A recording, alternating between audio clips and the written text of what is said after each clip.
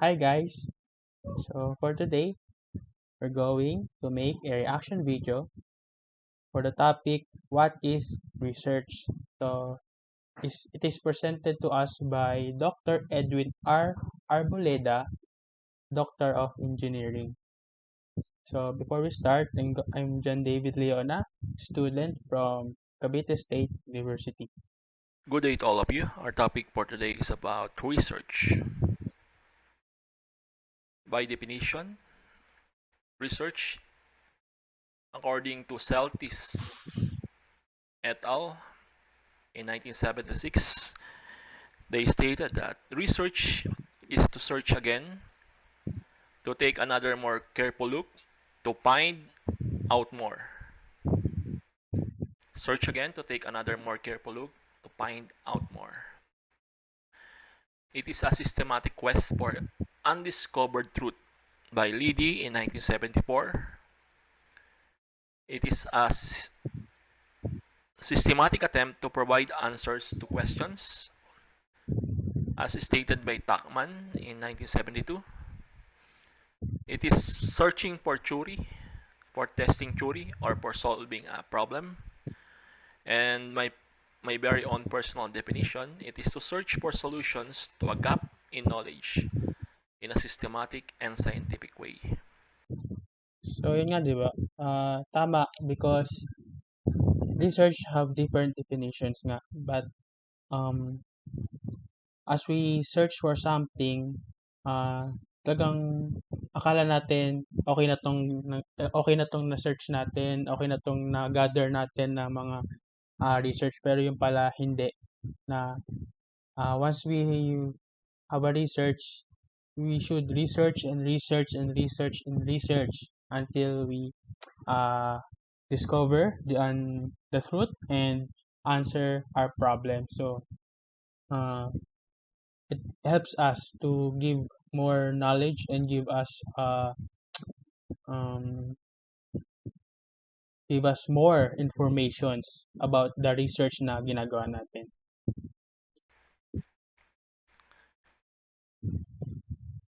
So, what are the reasons? Why are we doing research? These are the definitions of research.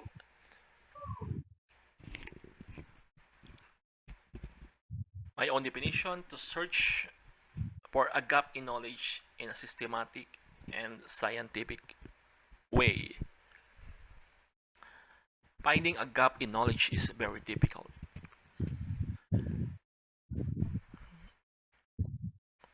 And filling that gap, that's what we call research. Oo nga naman, sabi nga, sir is correct because in every research, there's a gap. We should fill that gap. Ano ba yung mga kakulangan dun sa research na yun na kaya pa natin i-develop, kaya pa natin i-innovate na para mas maintindihan natin or malaman natin kung ano ba yung ginagawa natin, and syempre with the help of systematic and scientific way ay makakapagdagdag ito ng information and solutions sa mga problems na nung problems na nise-search natin. And you do it in a systematic and scientific way. Finding a problem or a gap in knowledge is very hard, and finding solution to that problem or gap in knowledge is also equally hard, also equally difficult.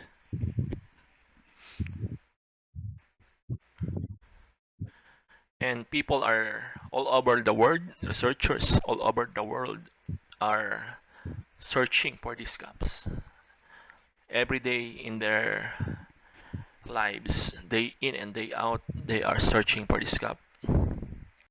Yun nga, as what I said a while ago, research is search is for searching and searching and searching non-stop. So if you want to get some solutions for that, or if you want to get some answers, hindi ka talaga titigil para makuha mo yung gusto mong output or gusto mong kalalabasan.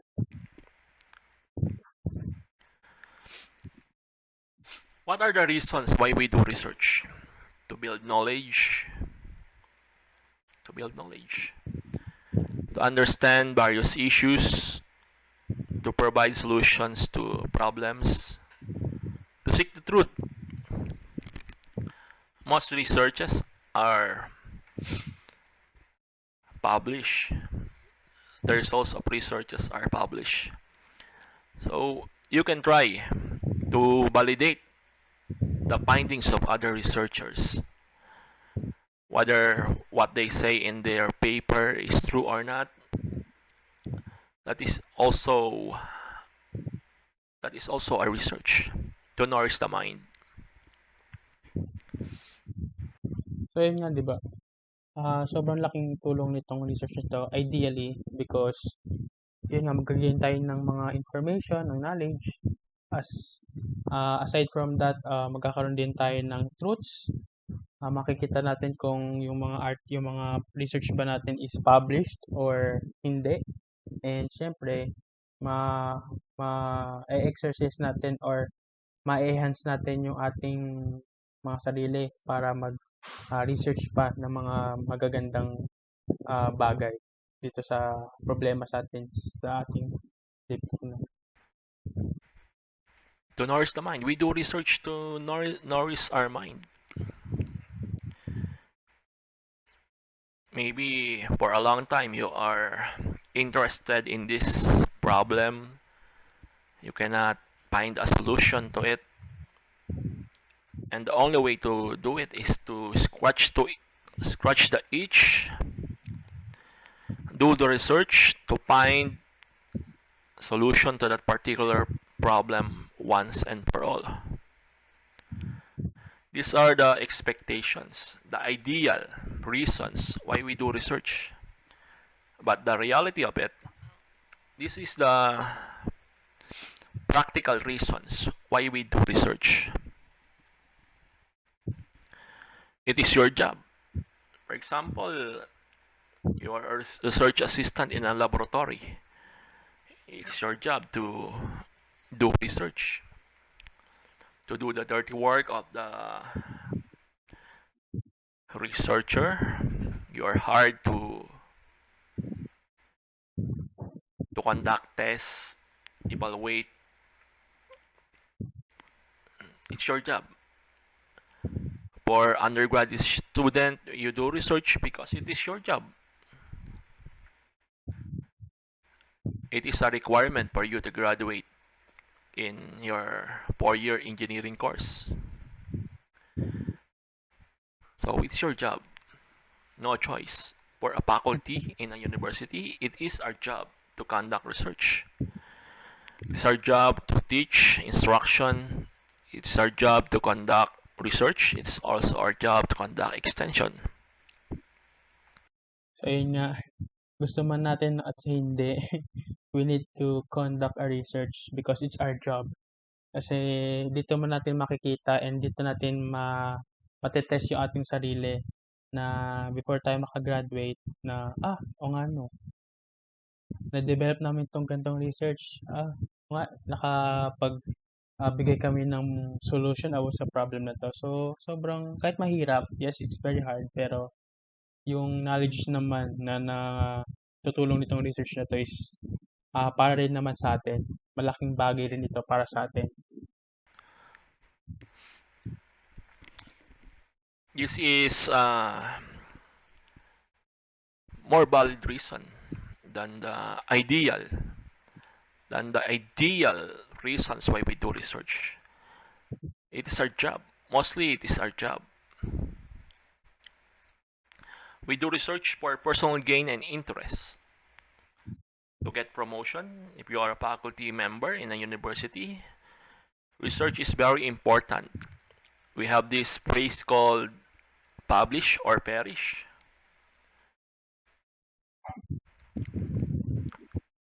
And by publishing, you can get a promotion through, especially if you are in state universities and colleges.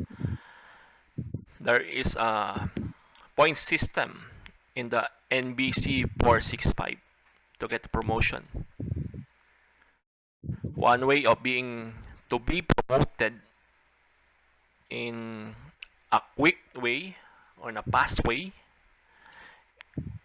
in a speedy manner in an SUC is to publish a research.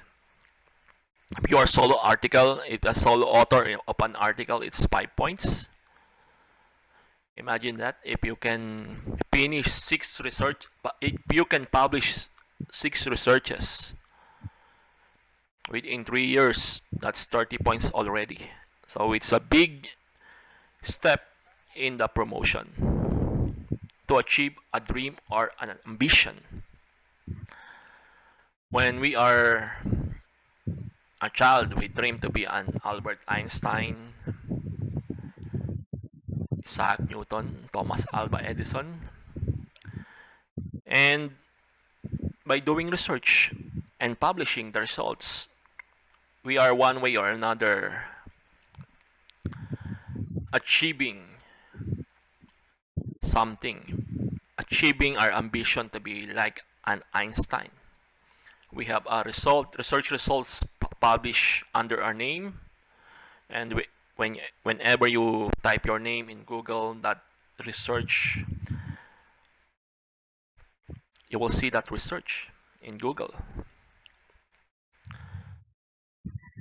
Most is another reason is to get money or fund. As this is true, especially if you can get an outside funding such as TOST, Picard, there is an honorarium that you can get from doing research. Also, if you can publish your research finding in a journal, there is also an incentives. There's also an incentive. So yun nga, 'di ba makikita natin na malaking bagay talaga kung bakit tayo gumagawa ng research, which is yun nga, para din sa personal gain natin at interest. Siyempre, kakaroon tayo ng promotion, yun nga sabi ni sir, ng active at ma-achieve natin yung mga ambition natin or dream. And also, dahil sa research na to, makakuha rin tayo ng pera or fund na makakatulong para mas innovate pa natin or mas ma-improve pa natin yung ating research. So, we're going to move forward to the research in-game. In-game. After finishing what you have done in your research, you need to, this is the end game. You need to present it in a scientific convention or a conference in other nations abroad. This is the requirement for them, or even for undergrad students, at least present in a conference. Reports, there is a terminal report, monthly report, what you have already finished. There are always a report to submit. And when the whole project is already done, you need to submit terminal report. Publications. You need to publish your results in a journal, scientific journal, such as Scopus Index Journal, Web of Science Journal, or ASEAN Citation Index Journal. For those, for some researchers, they can have a patent. Their end game or their goal is to have a patent to protect their intellectual property, the output of the research. It will become their intellectual property. So, ayun nga, kita ko rin, parang na-search ko rin na yung patent is binibigyan ka ng, yun nga sabi ni sir is protection na ginagrant sa'yo ng government or any institution or any company na about sa research mo. So, yun yung kinagandahan nun. And some, they can commercialize the product. So, di ba yun nga, kaya tayo nagko-conduct ng research is para ma-commercialize din natin yung product natin. Siyempre, kung ito ba'y makakatulong sa economy natin, sa mga problems natin dito, siyempre, because of that, na-showcase natin yung product natin at ganun pa man, malaking tulong ito para sa atin kasi na-discover tayo, nakikilala tayo because of our research, because of our product. And for some, this is their ultimate goal, commercialize their product. And we can see, especially in the US, even though they are undergrad students, they are already a millionaire because they have commercialized the research output. And I think this should be the culture also in the Philippines. After finishing your Bachelor of Science degree, have produced a good research, a good product, then you can commercialize it. That's why we have a subject, technopreneurship. For some, the end game is to travel to other places, especially when doing presentations. So, before, again, we move on, yun nga, one thing din is to travel to other places. Siyempre, because of our research din lang naman dito, pwede natin mapakita sa bansa natin, pwede rin natin maipakita sa ibang bansa, siyempre, to promote or to gain someone or everyone na ito yung gawa from the Philippines. So, di ba, sobrang laking bagay na yun para sa atin. Sobrang achievement na yon to travel to other places.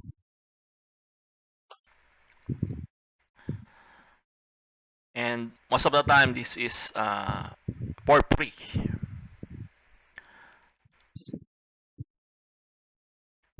For free. Imagine if you are undergrad student and you can. Sobrang, wow, amazing yun, yung for free. Grabe, pupunta ka sa ibang lugar o ibang bansa for free. Wow, amazing. You can travel, especially you can travel to other places in the Philippines just to present the result of your research or the findings of your research, and mostly these are funded by the school.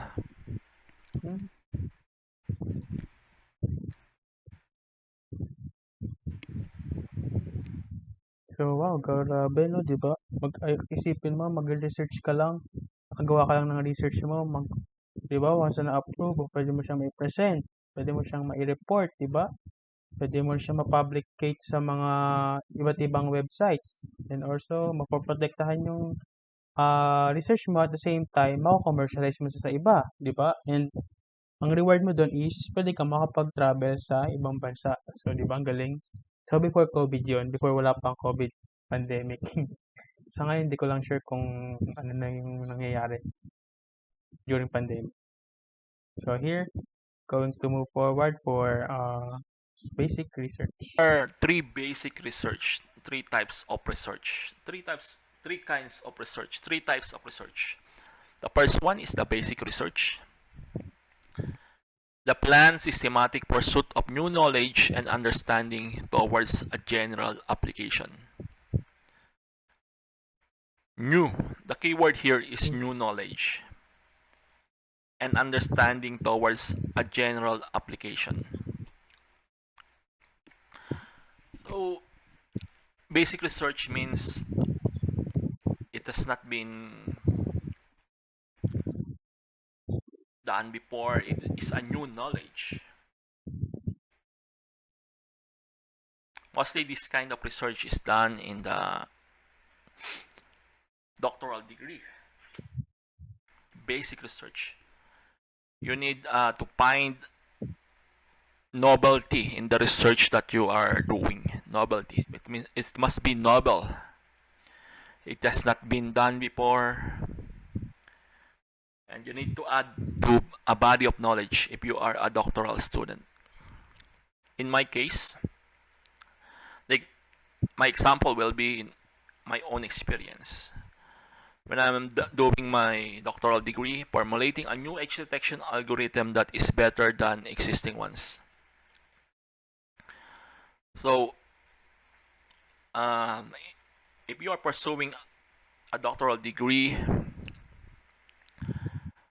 one of your problem, one of the problem that will be your biggest problem is finding a problem.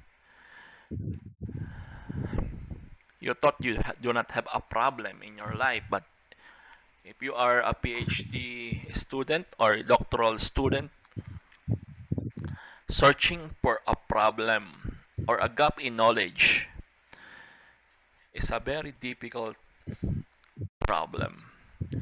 That's true.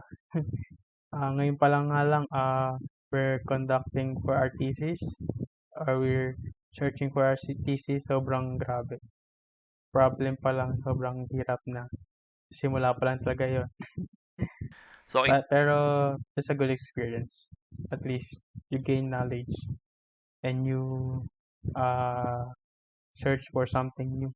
in my case, I found a gap in edge detection algorithm. There are three edge detection algorithms, and I formulate a new one which are better than those three existing algorithms. So it boils down to a pursuit of new knowledge. Creating a new edge detection algorithm is a new knowledge, so that is a novel. So that is a basic research.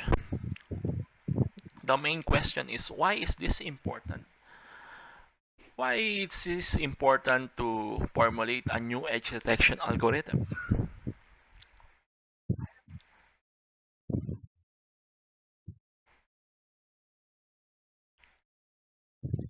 In my case, it is important because the existing ones have their somewhat called weaknesses. So, yun nga, di ba? Isang tanong din is, ba't nga ba tayo kailangan search for something new? Kasi yun nga, dahil ba't ito importante? Kasi nga, di ba? Sabi nga ni Sir, there's a gap na kailangan natin i-fill. So, if there's something dun sa old ones na hindi alam natin na meron tayong i-improve, so yun ang ibig sabihin ng basic research. So, we're we have to understand, we have to look for something new, and bakit ba to importante? Bakit ba to mahalaga? So yun, we're going to next research example, which is action. The second type of research is action research. Acquisition of knowledge or understanding to meet a specific recognized need. Action research. So basic research, mostly in engineering premises. Basic research, you can do this using simulation. You do a mathematics. What I did is I do mathematics.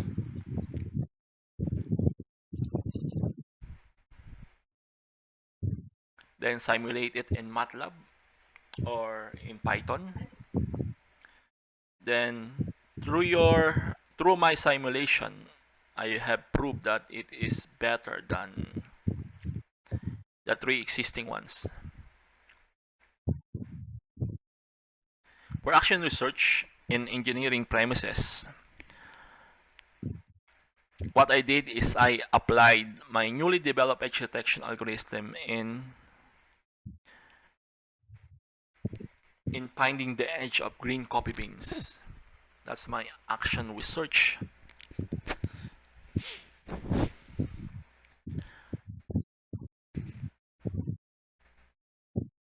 How can I use this? This is the main question being answered if this is an action research.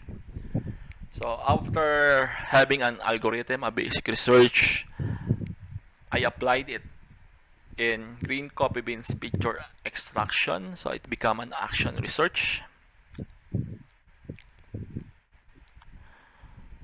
So yun nga 'di ba, isang importansya nga rin, the importance of action research is para sa mga ba 'to gagamitin, paano mo nga ba 'to gagamitin. So, ang tips dito ni sir is you have to give an specific kung saan mo ba 'to gagamitin or kung saan mo ba 'to, ah, kung ano ba yung paggagamitan mo rito. So, be specific and kasi once na do'n ka lang sa isang bagay na yung nag-focus, 'di ka mahihirapan, mas mabilis kang makaisip, mas mabilis kang, makakausad sa research mo.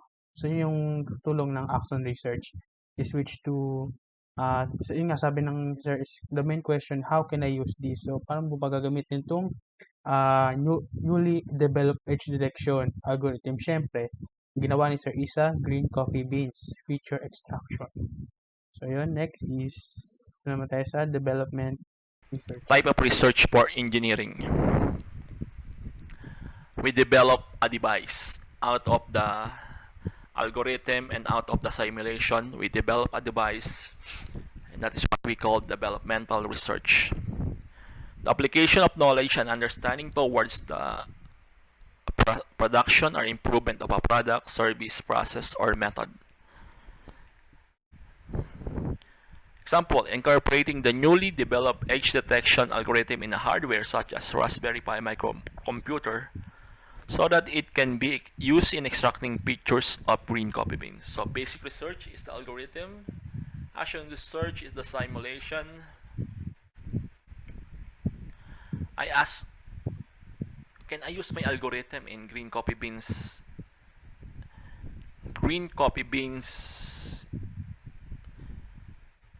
extraction of edges? And the answer is yes. So what do I do with the knowledge that I gained from my basic research and simulation? I use it in developing a hardware for it by incorporating a Raspberry Pi computer. In my prototype, I have this LCD monitor. I have a camera, Raspberry Pi camera, and a Raspberry Pi microcomputer. And by taking the images of the copy, I can automatically extract the pictures of the green coffee beans, the color, the morphological features, as well as the textures of the coffee beans, which only takes a matter of minutes.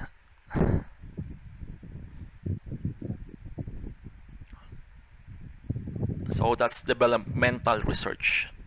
So yun nga 'di ba, development research. So once na you have the action, 'di ba may basic ka na action, then you will proceed to development. Siyempre, once you develop something, siyempre gagamitan mo 'to ng mga devices, ng mga products or services para ma-improve mo pa sila lalo, or yung production nila is mas makita mo yung resulta at maintindihan mo kung ano ba yung mga ginagawa nito.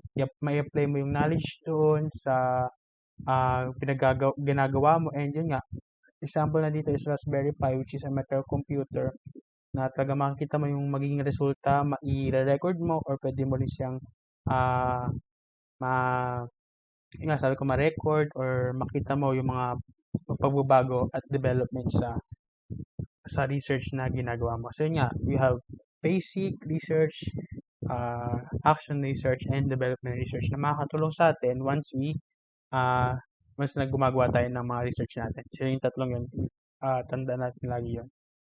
So now, we will proceed to, sa ano na tayo, sa agendas. Ito. Agendas. So first, ito yung 5 agenda ng CvSU kung saan ako napasok, Cavite State University. These are the agenda of CvSU students doing research, especially in the engineering. Whatever your course, if you are studying in CvSU, your research must fall within these 5 thematic areas. The first one is the agri-fisheries and food security.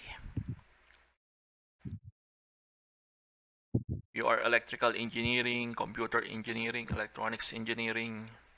If you can think of a problem to solve in agri-fisheries and food security, then it is a valid research. Also, if you can think of a public health and welfare problems that you want to solve, it's a valid research. Social development and equality.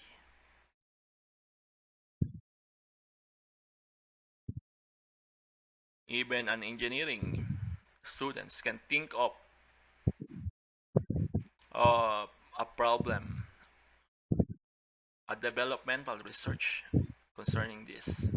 Societal development and equality. Also, if you are interested in this area, biodiversity and environmental conservation, it's up to you. It is concerned with the environmental stewardship and equitable allocation and sustainable use of natural resources. Smart engineering, ICT, and industrial competitiveness.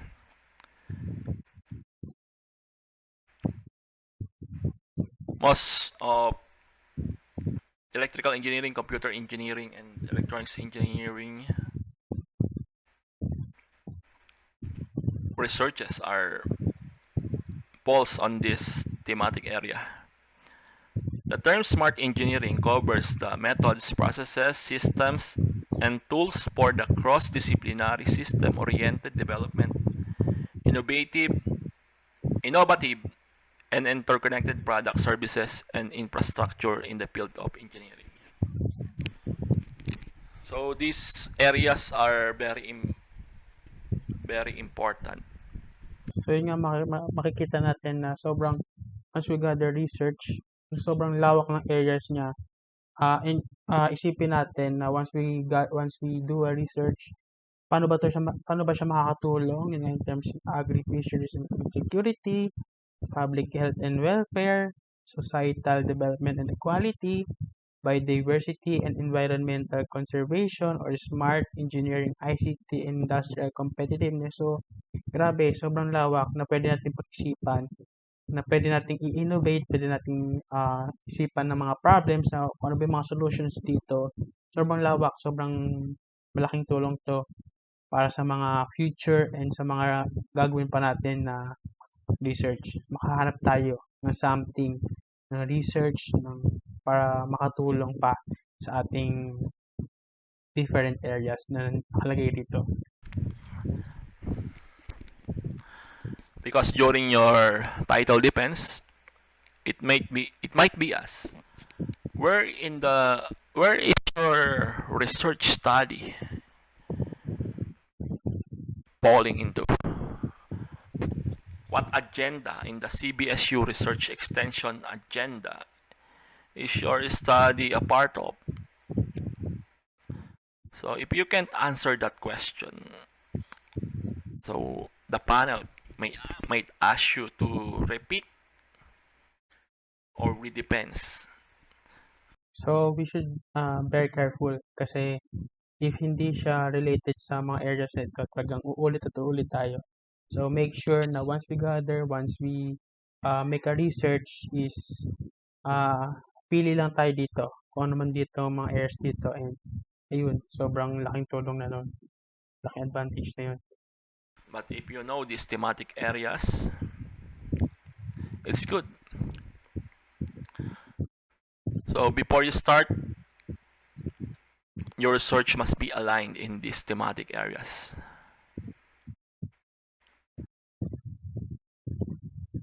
So which one will you choose?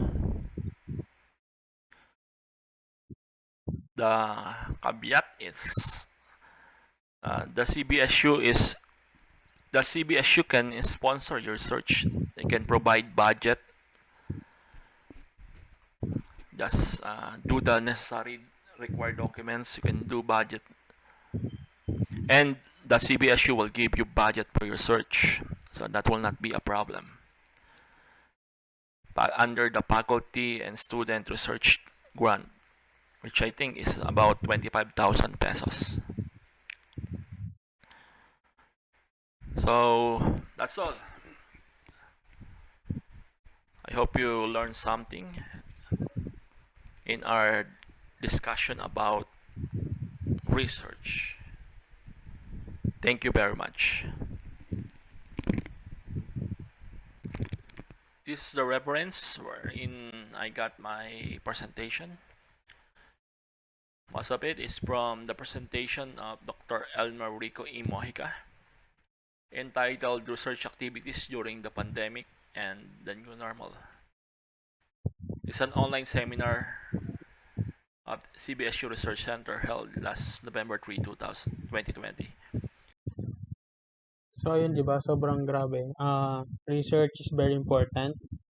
Day by day, every night, talagang walang tigil sa pag-research. Alam natin yan kasi we will seek something new, something better, something to improve, something na we can innovate.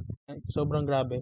Yun nga, maraming benefits ang ang pwedeng maitulong sa ating research. Yun nga, nakita natin naman sa endgame, sa mga reality natin, sa mga expectations, grabe. Mabibuild yung knowledge natin, marami tayong matututunan, 'di ba? Sobrang helpful ng research. Pagbuo ba ng paano magbuo ng research. So, yun nga, sa tulong din ng basic, ng action na developmental research, mas mapapabilis or mas mapapadali yung ating pagkakonduct ng research. And syempre, yun nga sa last is makikita natin doon yung 5 yung agenda, which is kinakailangan na yung gagawin nating research is related doon sa 5 yan, sa 5, and makakatulong sa ating environment, sa economy, sa paligid, di ba? So yun, malaking tulong talaga ang research para sa atin, and isipin na natin na yung research na to is para din sa ating sarili, para din sa ating sariling interest, sa job natin, dahil tandaan nga natin, sa job, day job para sa atin, at yung bonuses na lang yung makapag-present tayo, makapunta tayo ibang bansa o ibang lugar, di ba? Sobrang laking tulong ng research na to. So, we should keep on research, and I hope this video helps you to know what is research, and yun nga, sobrang ganda. Very interesting and very impressive. Sobra. So, thank you guys.